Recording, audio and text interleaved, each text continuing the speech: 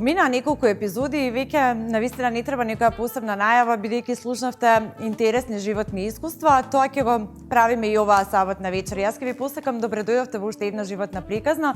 Повторно имаме соговорник кој се надевам дека ќе открие нешто повеќе за својот живот, ќе го запознаете во едно поинакво светло, за кого станува збор ќе слушнете во кратката најава, пред да дојде и да ми прави друштво на мене и секако на вас пред малите екрани. Добре дојдовте во уште една животна приказна. Јас сум Здравкица Милич.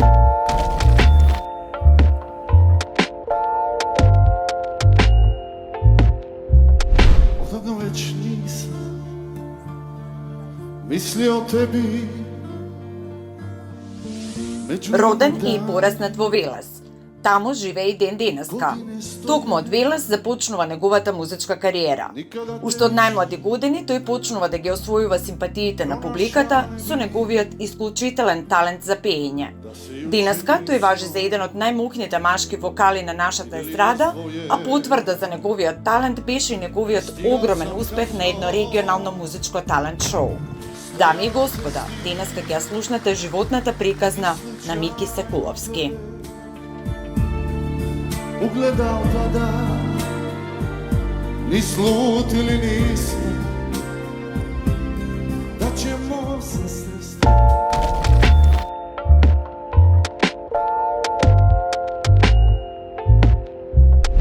Го слушнавте CV-то на мојот вечерашен соговорник. Ќе кажам добре дојде за Мики Секуловски во оваа животна приказна. Драго ми е навистина, Мики, што ќе се дружиме во следните 45 минути. Добре дојде, повели, ова е твоето место и се надевам дека ќе имаат можност гледачите на македонската телевизија да те запознаат во едно поинакво светло. Освен пење, секако Мики има навистина што да каже. Драго ми е што си вечерва со нас. Да, ти благодарам за поканата и баш ми е мило што ќе можеме малку да си поприкажеме, што се вика. Така, имаме што да поприкажеме. Да. Оно што секогаш го прашам на самиот почеток, кој денеска те праша како си искрено од срце и колку често имаш такви основни прашања? Некако мислам дека ги забораваме оние основни работи, да некој навистина од срце те праша како си, преци дали си добра, да не биде проформа. Па секако тука, нели, нормално е, ми се најблиските, мојата фамилија, мајка ми, брат ми, снагата исто, кои што не се моментално во Македонија, но баш малку се слушнав со нив, така да секогаш ми е, они се оние први луѓе кои што нели се грижат највеќе за мене и прашуваат како си, искрено, да. Фамилијата ти е онаа што искрено највеќе те сака. Ја имаш најголемата поддршка од нив, така. Денеска посебно од мајка. Денеска мајка ти прва те праша како си, така, добро. Оно што исто така некако имам чувство и впечат е дека го забораваме, а тоа е здравието. Се надевам дека си одлично со здравието, со оглед на тоа дека си и млад. Меѓутоа темпото на живот со оглед на твојата работа наметнува нешто друго, значи брза динамика, не спиење, заменуваш ног со ден и така натаму. Како го издржуваш тоа темпо? Па се издржува, значи не е лесно, посебно кога патуваш по ноќта, нели пееш, таму треба да бидеш фокусиран, сконцентриран, па да се вратиш повторно дома, не е едноставно, не е лесно, но некако се привикнуваш на тој начин на живот и ноќе не спиеш, дење спиеш, да. Вложуваш љубов во тоа што го работиш и сигурна сум дека ти сполнува. Кога имаш тажни денови, кога имаш едноставно не ти е денот, а денте имаш некој важен настап или едноставно тоа е твоја работа, како го надминуваш сето тоа? Дали веќе кога ќе застанеш пред твојата публика и ќе го земеш микрофонот во раце, забораваш на тоа како си чувствуваш? Па се трудиш да заборавиш, знаеш. И сум имал стварно лоши денови кои што не ми било ни до пеење, ни до смеење, ни до, знаеш. Но едноставно тоа ти е работа. Луѓето сепак дошле да прво да си поминат убаво на тој настан или евент или било како. И не можеш ти сега да им ја пренесеш таа некоја негативна енергија што си ја чувствувал дента, знаеш. Мора да се трудиш да пред се да им направиш нив да им биде убаво. Така, затоа си таму, А после да. тоа од нивната енергија па и ти почнуваш да се чувствуваш убаво, знаеш. Убаво, така, да. тоа е взаемна така нека енергија. Некако, да. Така. Морам да се навратам на детството, роден си во Велес и до ден денеска живееш таму. Да. Зошто не е Скопје градот каде што може би полесно се функционира покрај твојата работа или не ти пречи воопшто што си во Велес кој не е така далеко од Скопје? Па да, не ми пречи затоа што баш како што спомна Велес е на половина час од Скопје, така да кога имам некои обврски тука во Скопје, нели, се стигнува многу брзо, не живеам во негде подалеку, затоа немам одлучено да дојдам да се преселам во Скопје. Нормално ако во иднина има некои поголеми обврски каде што треба да бидам константно тука, може да размислувам на тоа, ама сега за сега Базата е окей. Велес. Да. Така. Многу велат дека е тешко да се пее пред својата публика. Македонската публика е твоја публика. Меѓутоа Велес е градот каде што си роден и каде што живееш. Дали е најтешко можеби да се пее пред својата публика и велат ако те прифатат дома, тогаш си успел и си на прав пат. Дали го имаш тоа чувство? Не знам за другите, ама ќе ви кажам дека мене ми е најлесно кога пеам во мојот град во Велес, затоа што стварно имаме прекрасни луѓе во Велес кои што мене ме почитуваат и се горди едноставно што го правам тоа што го правам.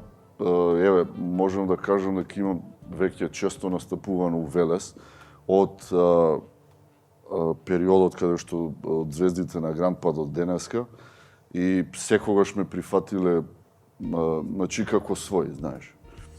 И затоа што не можам да кажам дека луѓе во Велешаниве Немаш трема знаеш, кога пееш пред својата публика? Па има малку повеќе трема затоа што се луѓето што ги познаваш, што си израснал со они, знаеш, но после одреден период веќе се навикнуваш и они се навикнуваат, така да. Важно е дека Секоја си имаш поминуваме поддршката, многу убаво, да. да. Така. Детството поминато во Велес, колку често знаеш да се навратиш на тие денови кога сме најбезгрижни? Што памтиш еве вака како некој најбав спомен од твоето детство? Па обично јас сум како дете, а и сега, секогаш сум бил повлечен, никогаш не сум сакал да бидам во центар на внимание негде. А сепак тоа го работиш? Да, може тоа е малку иронично звучи, но таков сум по природа, карактерот ми е таков.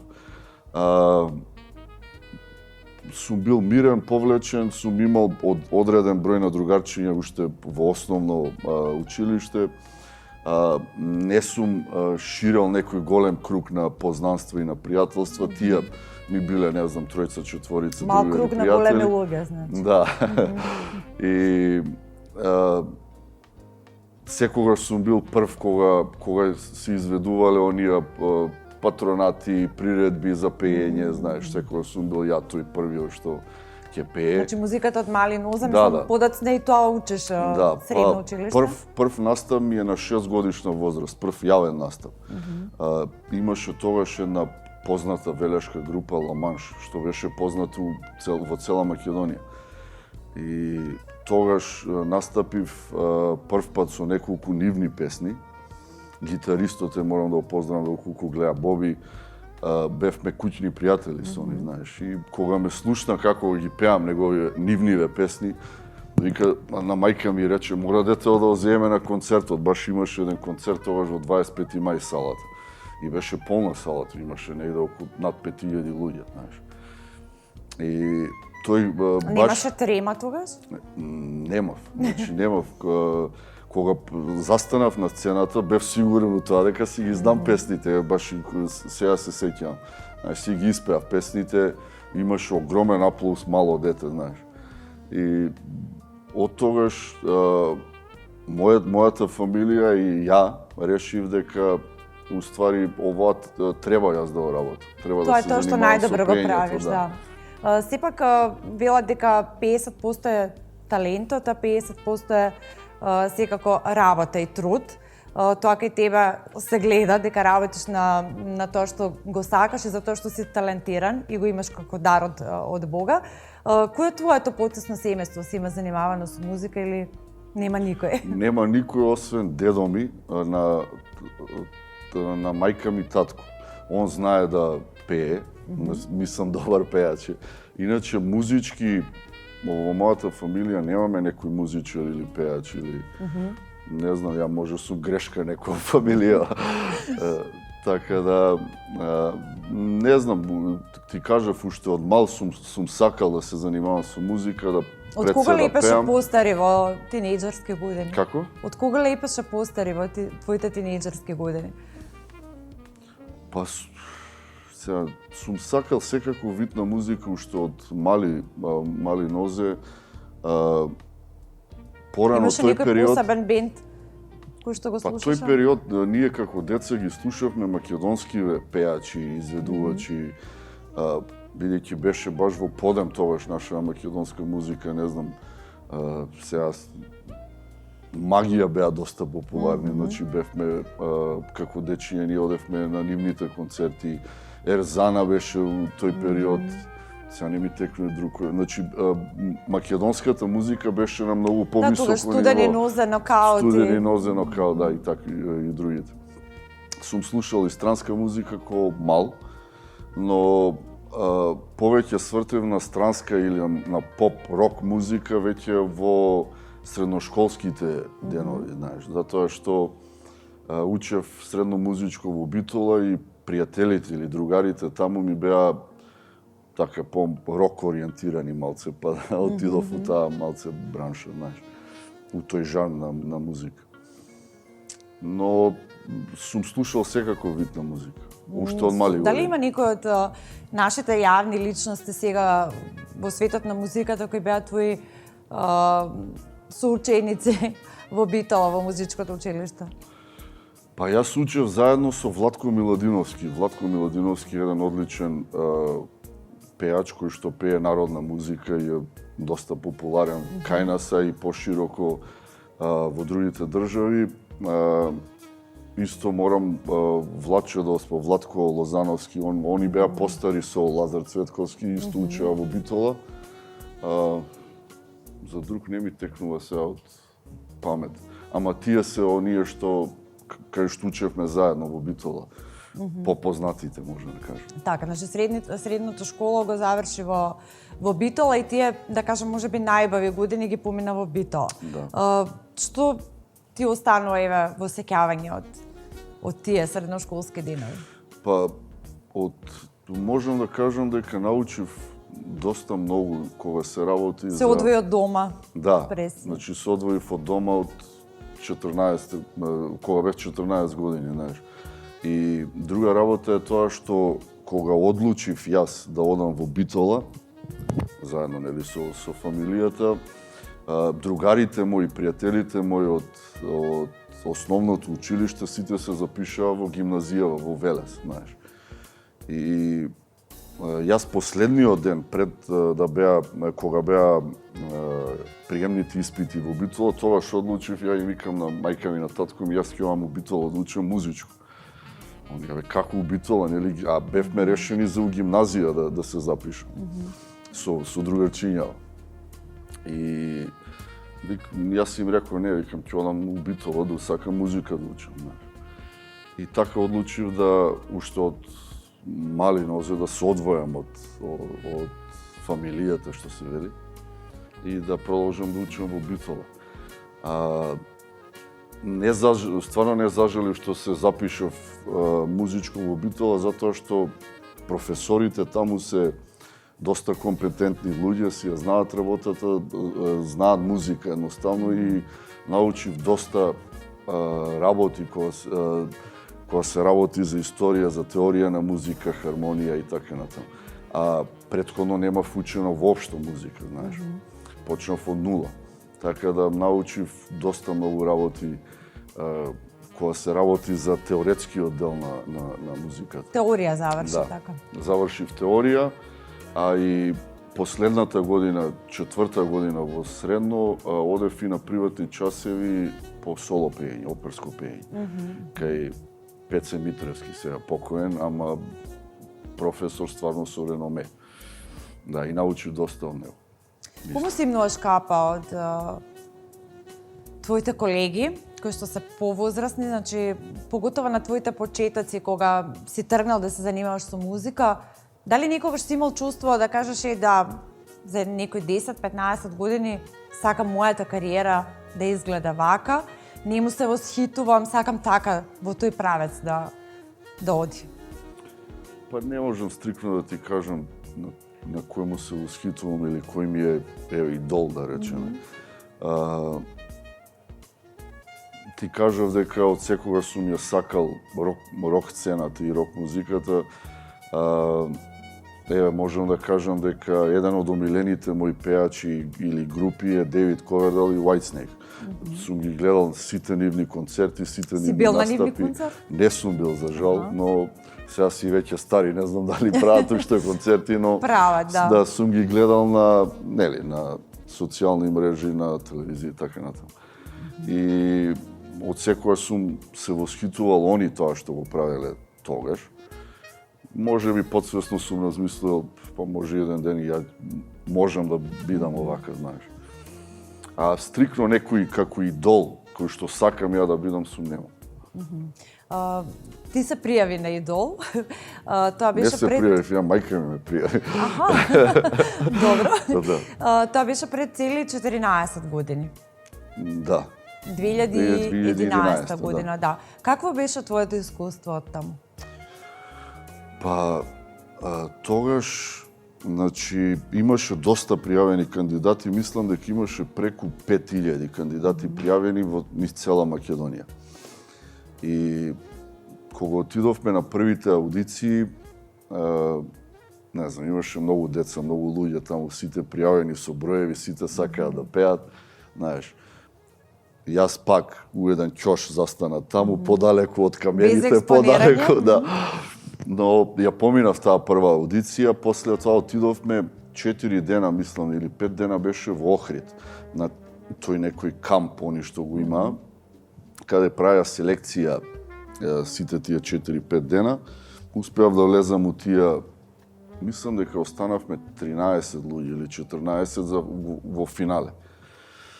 И искуството беше стварно, мислам, едно ново искуство кој што не си го искусил до сега. И таму беа Игор, Калиопи и Тони исто во жирито.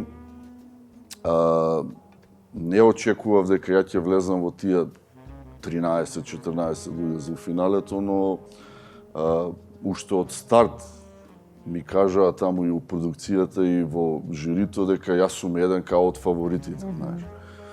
Добро, тоа ти беше една отскочна даска да. за понатаму. Дали после Идол почна да се занимаваш професионално со музика или претходно имаше некој? Не, па јас завршив после средно музичко, отидов во Софија да учам оперско пеење, соло пеење во нивната национална музичка академија. Влегов таму со стипендија, каде што они ја даваат во секоја генерација на еден странец. Ја даваат таа стипендија, успеав да влезам таму со стипендија.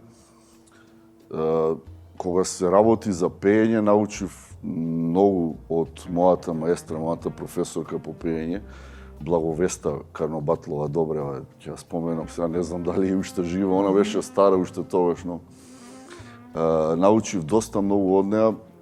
Жена која што има пеено со Павароти, со Пласидо Доминго, значи има огромно сие.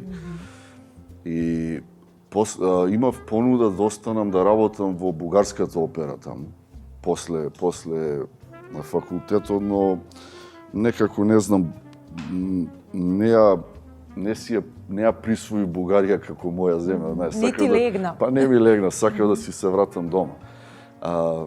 Од кога се вратив дома, тогаш се деси, нели, се отвори аудициите за Идолот и тогаш се пријавивме и после Идолот, после тој успех што го доживе, имавме огромен успех во рок од 3 месеци. Да, тоа беше едно навистина убаво организирано шоу, немаше шунт. Кој беше твојот прв професионален настап и каде? Дали се сеќаваш?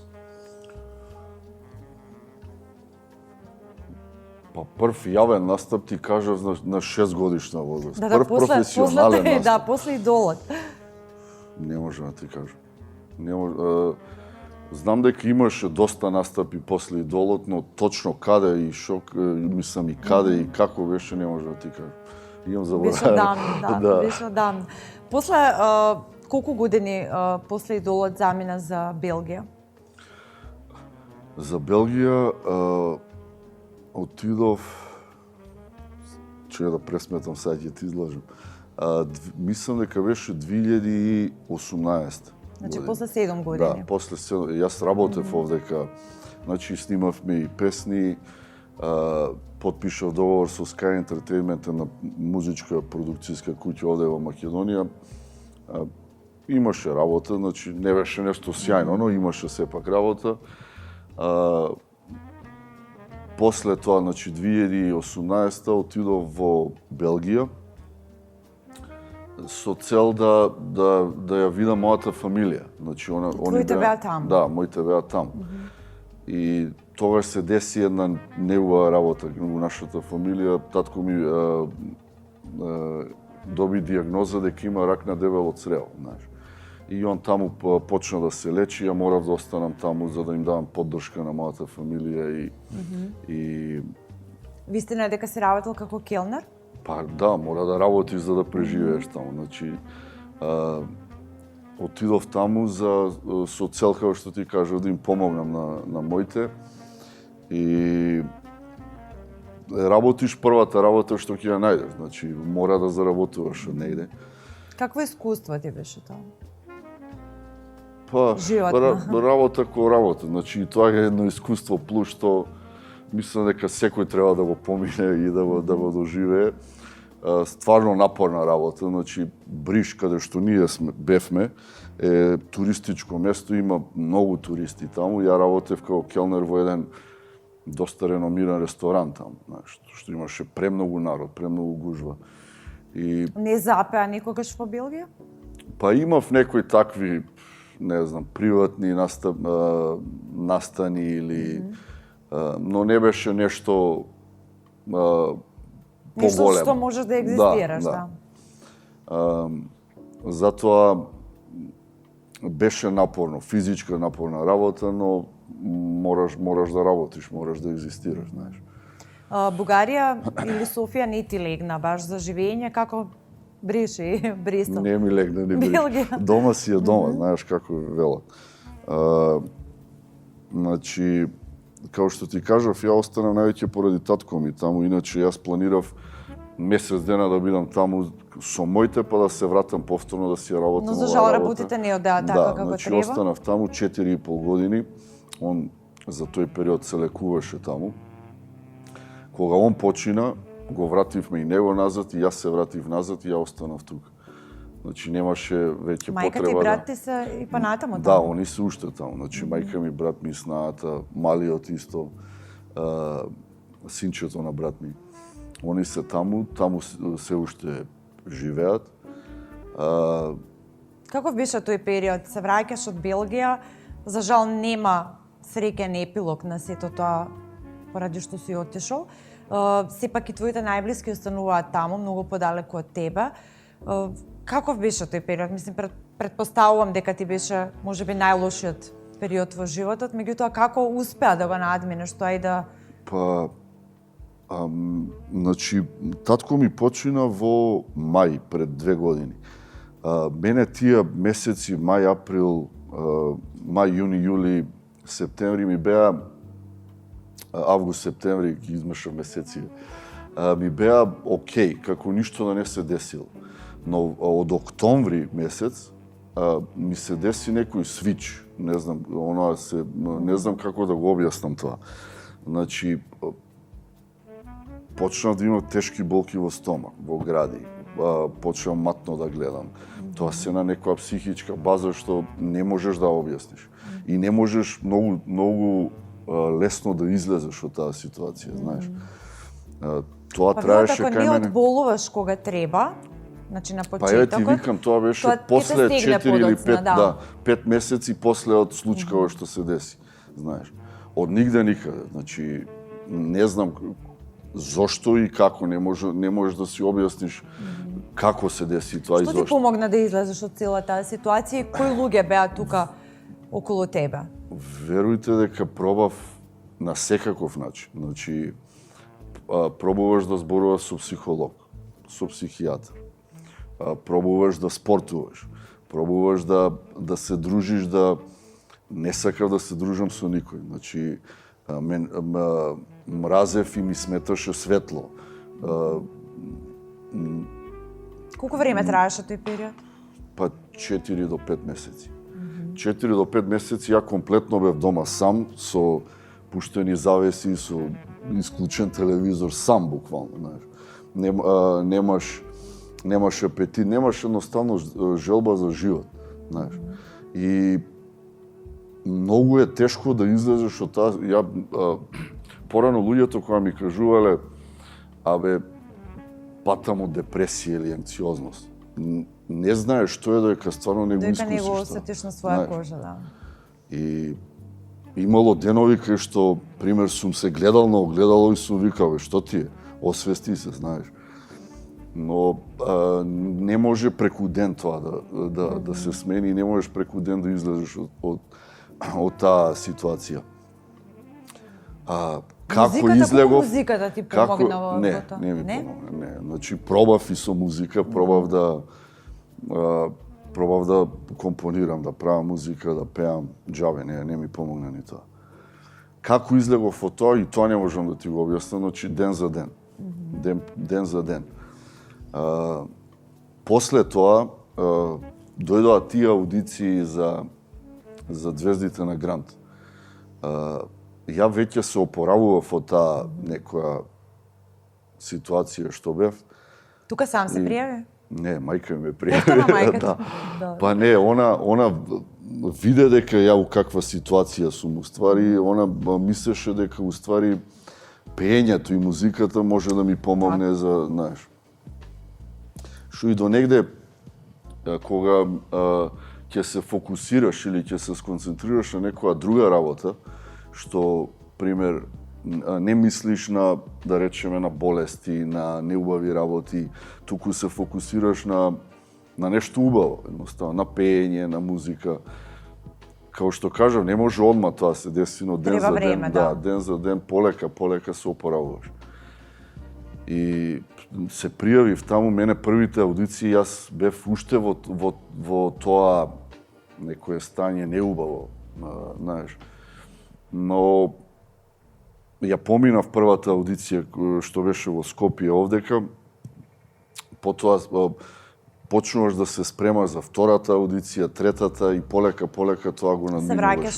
Се враќаш во нормал. Па велат секој лошо за добро е. Тоа ти донесе нешто добро. Тоа беше минатата година. Така, еден од највпечатливите, можеби иако често има од Македонија пеачи кои се пријавени таму, ти имаш едно поинакво искуство. Како е твоето искуство? Што мислиш дека беше клучниот момент за да се издвоиш од останатите и да бидеш сега таму каде што си? Ке зборуваме зошто е тоа така? Па, ја наискрено не сум го следел тоа шоу од Звездите на Грант, затоа што претежно таму пеат луѓе кои што пеат народна музика или фолк музика или музика која што ја не сум ја слушал и не сум ја пеел, знаеш. Можеби заради тоа и не ми интересирало тој така, не е тоа твој фах, да, на шоу. Затоа и кога се пријавував, ја уствари, кога мајка ми ме пријави, и реков, не знам, што ќе правам ја таму, знаеш, они пеат народна музика, ја пеам некој друг стил, некој поп-рокна музика, не... Она рече, нема веза, пробај, па ќе видиме. И кога отидов таму, баш на првата аудиција, овдека во Скопје, имаше дечки кои што стварно пееа солидно добро, но пак ја пееа она народна фолк музика. И мене првиот настап тука ми беше након сви ови година од Бело дугме. И можеби заради тоа јас се издвоив од сите тие други, затоа што, па не знам, кога ќе видиш 50 луѓе пеат едно исто, и сега... Ти одскокнуваш нешто. Да, некако се издвојуваш од другите. И уште тука добив многу позитивни коментари од Саша, од директорот и од Ѓорѓе Давид дојде тука на аудицијата. И не знам, стварно добро поминав на првата аудиција. А втората аудиција, тоа се снимаше во Белград. Таму ја снимавме. Исто пеевме, тоа ти е во дуели, значи пееш против друг кандидат. Сега тој друг кандидат исто пееше народна музика, а ја пеев рок музика. Можеби малце не можеш да споредиш сега народна со рок музика и како да жирито, како да кажеш сега овој пее, кој е подобар, кога е различен тип на... Но и таму успеав некако да се издвојам од сите тие кандидати, затоа што, како што кажав, кога ќе застанам на сцена, ја некако сум како поинаков, подруг човек, знаеш. Свој на својата. Да. Не знам, ме обзема некоја таа енергија што не можам да ви опишам со зборови. Можеби сум повлечен, не комуницирам многу кога се работи за евака за интервјуа. Да, можеби на ова интервју најмногу зборуваш до сега. Оваа недела ќе ми биде доста, не зборувам веќе. Но кога ќе застанам на сцена е сосема подруго, не знам, затоа што можеби јас си ставам некоја бариера каде што тој е мој простор тука и сега Тоа се моите 5 минути. Да, и се чувствувам тука безбеден и свој, како што треба. Сигурен, да. Посети камерите, знаеме што се случуваше на сцена, знаеме како помина, знаеме колку имаше наистина поддршка и од оние кои се во жири, сепак компетентни имиња, иако не се сите од тој факт, значи не се за поп-рок музика, меѓутоа се сите докажани во својата работа. Од кого позади камерите имаше најголема поддршка?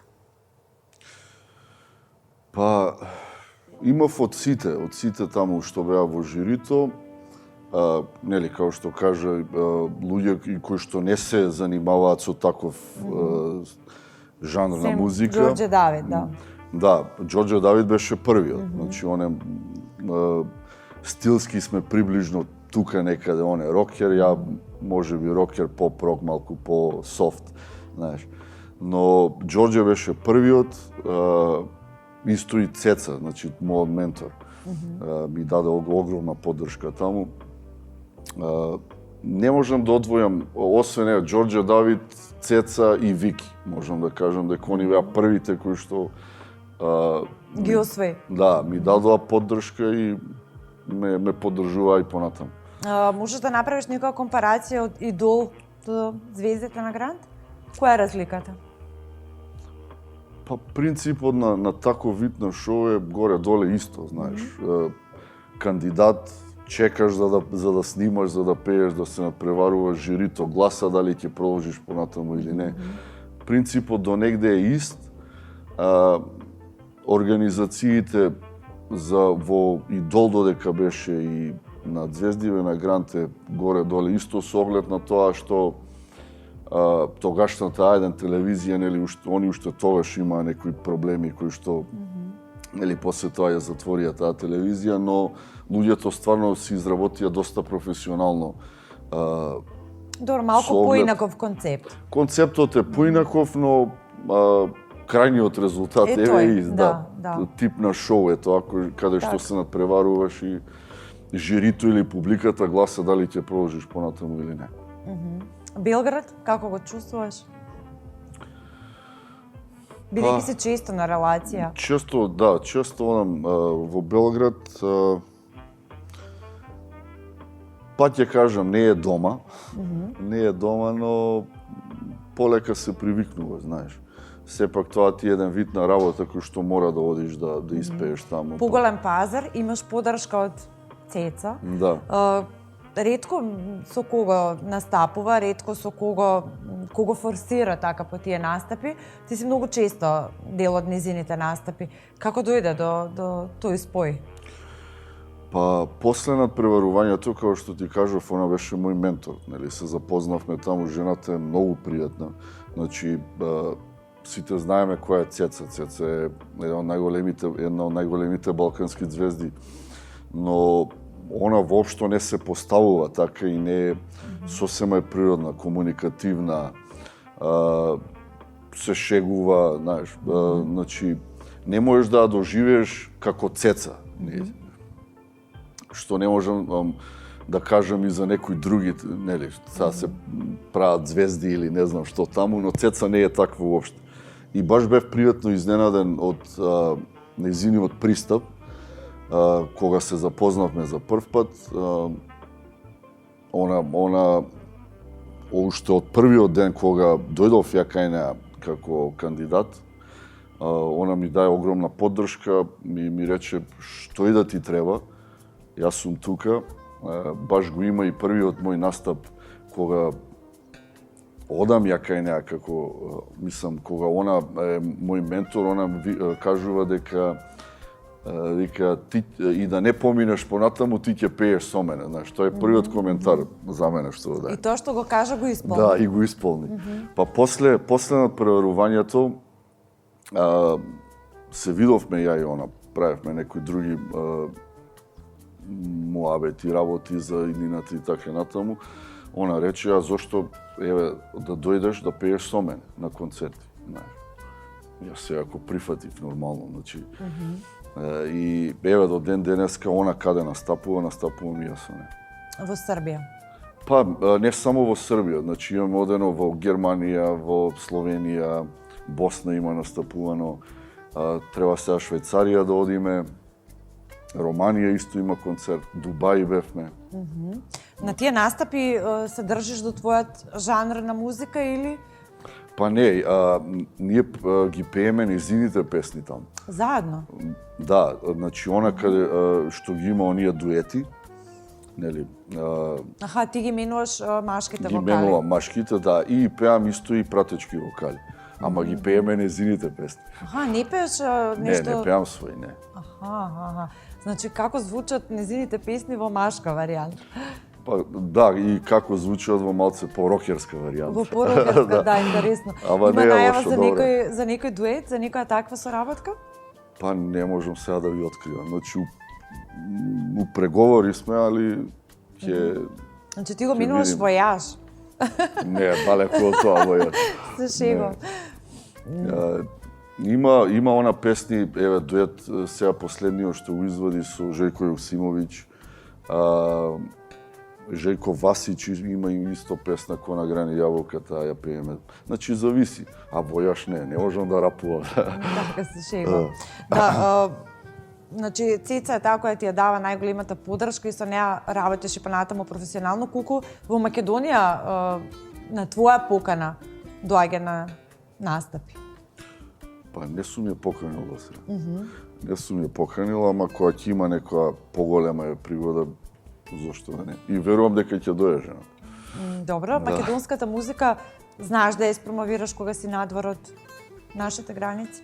Па да, јас секогаш се трудам да и кога сум надвор да пеам на нашиот јазик и нашата музика, нели колку дозволува тоа. Но пример во Србија ја сакаат нашата староградска песна. Значи они уживаат во тоа. И секогаш кога имам можност ја пеам нашата македонска музика. Добро, кој е твојот најголем хонорар? Не можам да ти кажам сега. Може за некој малку ќе изгледа, може за некој многу, знаеш. Добро. Некој ќе рече, гледај, овој се фали сега, многу пари зима. Не, јас те прашам. Нема не е ни многу, не е ни малце. Меѓутоа, каде? Каде е твојот најголем хонорар? Па обично за кога се празници, да речеме, за пред Нова година, Нова година. Во Македонија или надвор од Македонија? Во Македонија. Во Македонија. Може да ни кажеш некоја случка да издвоиш, претпоставувам дека се случувале доста родендани, запрасувања, обележување бракови и така натаму. Што се случило нешто такво на твој настап? Па сум имал ја настапи каде што се десило ја запрасување, пример.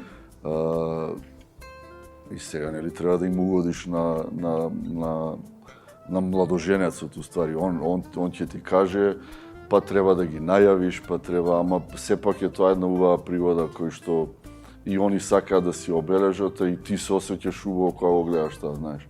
И ќе го памтат цел Па живот. да, нормално. Имаш одговорност. Биле доста такви некои случувања? Па не се чести, но имало такви случаи, некои посебни пригоди, не знам, годишнини или така натаму. Ти се случило да заплачеш на настап? Не. Не, може, чувствувам, ја осеќам, но не ми се десило тоа да екстериеров ми е оваков кој што го гледа, знаеш. Не, многу ретко плачам едноставно. Многу ретко треба да биде нешто ептен да ме погоди за да пуштам некоја солза, но сепак чувствувам, затоа што сум чувствителен сум по природа, знаеш, но може не се гледа тоа. Не го искажуваш, да. Бидејќи се некако врзано за твојот живот и музиката, не знам дали си размислувал некогаш која песна го опишува твојот живот или тебе како личност?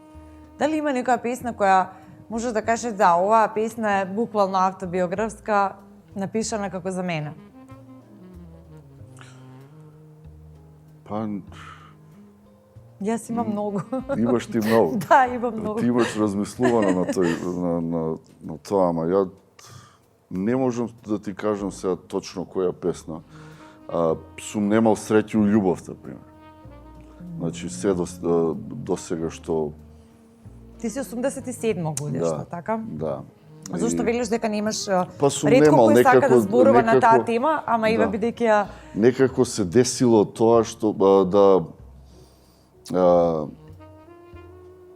не знам, не продолжило тоа. Пример, сум имал врски во животот, но или она ќе биде крива, или ја ќе бидам крив, или нешто Мора ќе се некој да биде случи, крив, да, нешто ќе се случи што не треба да се случи за тоа да се прекине. Како што кажу, 87 година, уште Имал не сум... некој големо љубовно разочарување? Да. Сум имал, ама не сакам сега да навлегувам во тоа. Да не правиме публицитет. Не. Не. Добро, социјалните мрежи ги користиш, ти помагаат за професионално Помагаат, доста? да, помагаат Знаеш да го доста. излучиш најдоброто? Па, наискрено не сум многу активен кој што треба да бидам на социјални мрежи, а се огромна помош социјалните мрежи за како за реклама, за промовирање на настап или било што. Баш мои пријатели ми викаат зошто не постираш повеќе, знаеш, повеќе. Треба да се биде активен на социјални мрежи, посебно за овој тип на работа кој што ние го работиме. Да, треба да постираш, ама треба и да знаеш што постираш и како не можеме селфи цело време да постираме, знаеш. На која изведба си посебно гор? Ти имаш можеби најмногу прегледи, најмногу позитивни коментари. Правиш муабет за звездите? Твои јавни настапи, да. Па можам да кажам за мојот... Мислам дека првиот круг беше тоа од звездите на Гранд која ја пеев након сви овие година од Бело дугме. Таму добив најголеми реакции на социјални мрежи од жирито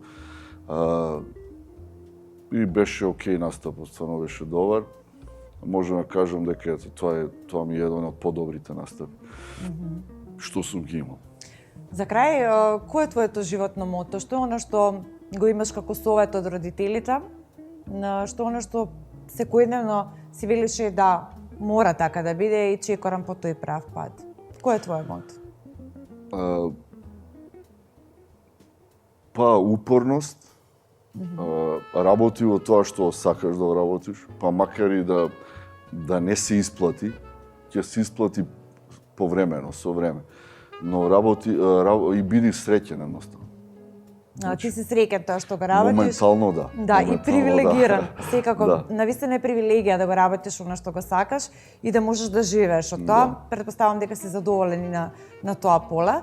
Па, И мене не ми треба многу, наискрено, кога се работи за финанси или битно е да си среќен тоа што го работиш. Така, среќен си за оно што го работиш, среќен си поради твојата фамилија која ти недостасува, сигурно, меѓутоа тука сте споени, што е најважно, се потекнува од дома и се надам дека оно што го спомена пред малку, не те прашав јасно ти сам, дека ќе тргне конечно и на љубовен план и дека нема веќе да има разочарување.